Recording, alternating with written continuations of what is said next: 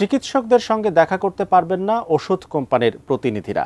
সরকারি বেসরকারি হাসপাতালের কোনো চিকিৎসকদের সঙ্গে সরাসরি দেখা করে ওষুধের প্রমোশন করতে পারবেন না তারা।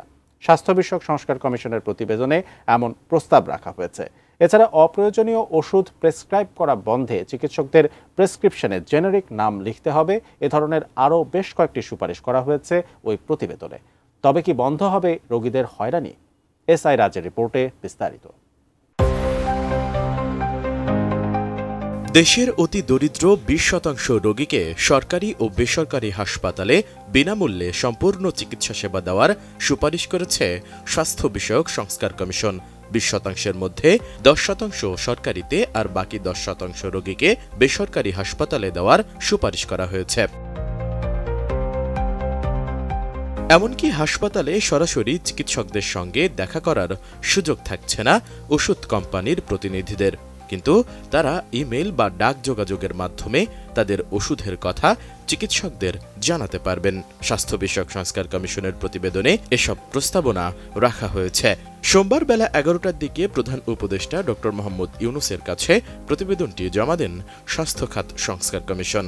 এ সময় যেসব সুপারিশ এখনই বাস্তবায়নযোগ্য তা দ্রুত বাস্তবায়নের উদ্যোগ নেওয়ার নির্দেশ দেন প্রধান উপদেষ্টা ডক্টর মোহাম্মদ ইউনূস।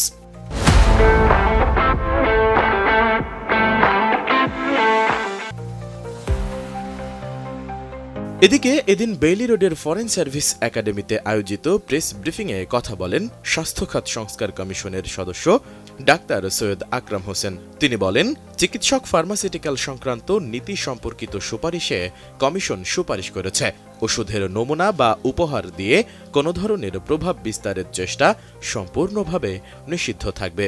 ফার্মাসিউটিক্যালস কোম্পানিগুলো শুধুমাত্র ডাক্তারদের ইমেইল অথবা ডাকযোগের মাধ্যমে তাদের পণ্য সম্পর্কিত তথ্য পাঠাতে পারবে। প্রতিনিধিরা সরাসরি সাক্ষাতের মাধ্যমে দৈনন্দিন প্রোডাক্ট প্রমোশন করতে পারবেন না।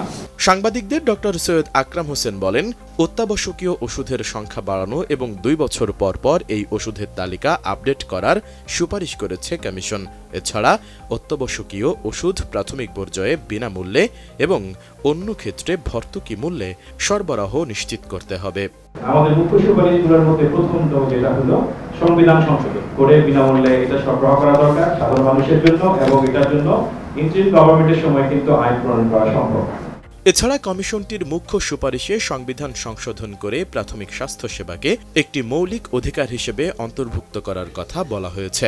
এতে বলা হয়েছে, এই সাংবিধানিক প্রতিশ্রুতি বাস্তবায়নের জন্য একটি পৃথক প্রাথমিক স্বাস্থ্যসেবা আইন প্রণয়ন করতে হবে, যা বিনামূল্যে প্রাথমিক স্বাস্থ্যসেবা প্রাপ্তির ব্যাপারে নাগরিকদের অধিকার ও রাষ্ট্রের কর্তব্য নির্ধারণ করবে। স্বাস্থ্য খাতে দীর্ঘমেয়াদে ন্যায্যতা ও জবাবদিহি নিশ্চিত করবে।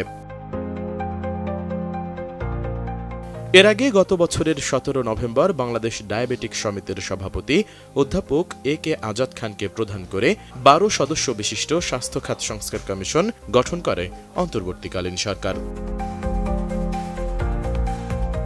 এসআই রাজ, এটিএন নিউজ, ঢাকা।